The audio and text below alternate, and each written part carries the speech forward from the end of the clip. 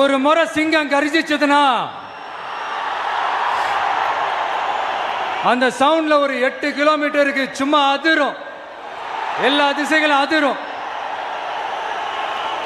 அப்படிப்பட்ட அந்த சிங்கம் வேட்டைக்கு மட்டும்தான் வெளியில வரும், வேடிக்கை பார்க்கறதுக்கெல்லாம் வெளியில வராது.